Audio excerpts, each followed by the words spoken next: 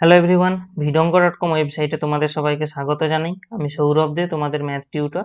এখানে তোমাদের সঙ্গে যে প্রশ্নটি নিয়ে আলোচনা করব, দেখো বলা হচ্ছে x greater than equal to 0 হলে দেখাও যে x greater than equal to sine x.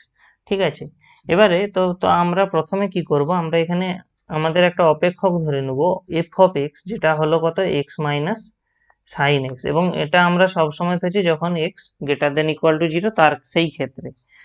তো আমরা একে যদি উভয় পক্ষে এক্স এর সাপেক্ষে একবার অবকলন করি, ডেরিভেটিভ নির্ণয় করি, তাহলে আমরা কি পাবো, দেখো এফ ড্যাশ এক্স এর মানটা কি হবে 1 মাইনাস কস এক্স, এক্স এর ডেরিভেটিভ 1 এবং সাইন এক্স এর ডেরিভেটিভ কস এক্স, সেটাই লেখা হলো। আচ্ছা, একটা জিনিস দেখো, আমরা জানি এটা যে মড কস এক্স এর মান সবসময় লেস ইকুয়াল টু 1। এটা মানে কি, না এর মানে হলো কস এক্স এর মানটা সর্বদাই -1 থেকে 1 এর মধ্যে থাকবে। তো এখানে এই অংশটা থেকে আমরা কি দেখতে পাচ্ছি, তাহলে এই যে 1 মাইনাস কস এক্স, আমরা যদি শুধু এই অংশটুকুকে লক্ষ্য করি, এখান থেকে আমরা কি বলতে পারি 1 মাইনাস কস এক্স এর ভ্যালু কি হবে, গ্রেটার ইকুয়াল টু 0 হবে। তার মানে এখানে এফ ড্যাশ এক্স এর মানটাও গ্রেটার দেন ইকুয়াল টু 0 হবে। অবশ্যই এক্স এর মানটা শূন্যের থেকে শূন্য অথবা শূন্য থেকে বড়োর জন্যই আমরা এটা করছি। তো দেখো এখানে আমরা কি পাচ্ছি, এফ ড্যাশ এক্স এর মানটা গ্রেটার দেন ইকুয়াল টু 0।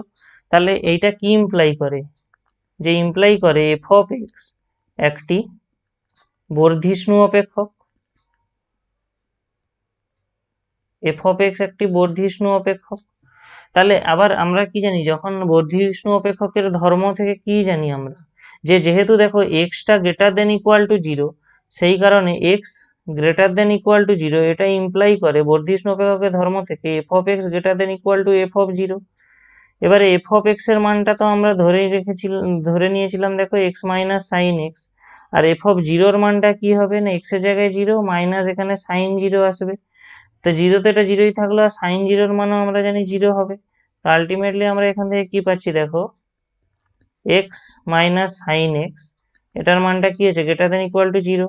তাহলে এখান থেকে আমরা পাচ্ছি x greater than equal to sine x. আর দেখো এটাই আমাদেরকে এখানে প্রমাণ করতে বলা হচ্ছিল, তাহলে আমাদের প্রমাণটি এখানে সম্পূর্ণ হলো। ভিডঙ্ক.com ওয়েবসাইটে ম্যাথটি দেখার জন্য অসংখ্য ধন্যবাদ জানাই। এরকমই নানা প্রশ্ন তাদের সমাধানের জন্য আমাদের ওয়েবসাইটটি ভিজিট করো।